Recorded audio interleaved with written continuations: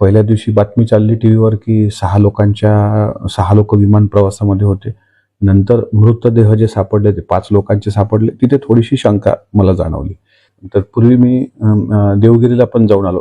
त्याच्यानंतर तिथं जे काही लोक होती त्यांच्यातल्या चर्चा मी ऐकल्या की साधारणपणे माळरानावर जर कागद पडलेली आहेत बारामतीच्या, तर कागद जळलेल्या अवस्थेत का नाही?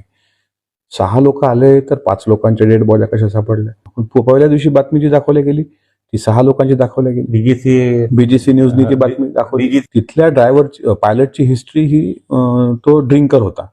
त्याच्यानंतर ते म्हणतात की आम्ही पायलटमध्ये 2 जण काही ट्रॅफिकमध्ये अडले. नंतर काही लोक मग ते 2 पायलट बदलले गेले.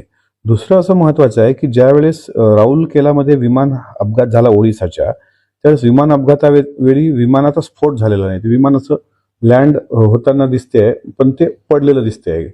ओडिसा के राऊरकेला में विमान हादसा, 9 सीटर विमान क्रॅश. आता 9 सीटर विमान क्रॅश झाल्यावर तिथं कुठं स्फोटाचे धूर दिसत नाहीत, पण जिथं अजितदादाच्या विमानाने सीसीटीव्ही घेताना म्हणजे ते पलटी घेताना दिसतंय, ते पडल्यानंतर काही वेळानंतर मग त्याचे 5 ते 6 वेळ त्याचा स्फोट होणं आणि त्याच्यानंतर अजितदादाची तिथं बॉडी न सापडणं. आता घड्याळ पहिल्या दिवशी काय दाखवलं गेलं मीडियामध्ये की त्या घड्याळावरून ओळख पटली. घड्याळच कुठं गायब आहे? ती घड्याळ कुठे आहे मला सांगा बरं, कुठे आहे ती घड्याळ? त्याच्यामुळे ह्या सगळ्या शंका कुशंका याला थोडंसं मला असं वाटतं ह्या महाराष्ट्राच्या मनातल्या आहेत.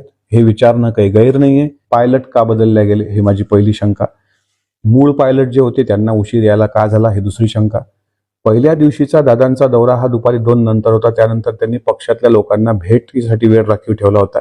मग 1 सेकंदही शांत न राहणारे दादा रात्री 10 वाजेपर्यंत त्यात कोण कोण दादांना भेटलं.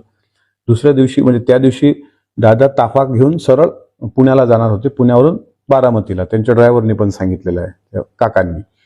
त्याच्यानंतर ते अचानकपणे विमानात जायला कोणी सांगितलं, कशा सभा दुसऱ्या दिवशी कोणी घेतल्या, हे सगळं गुपित राहतं.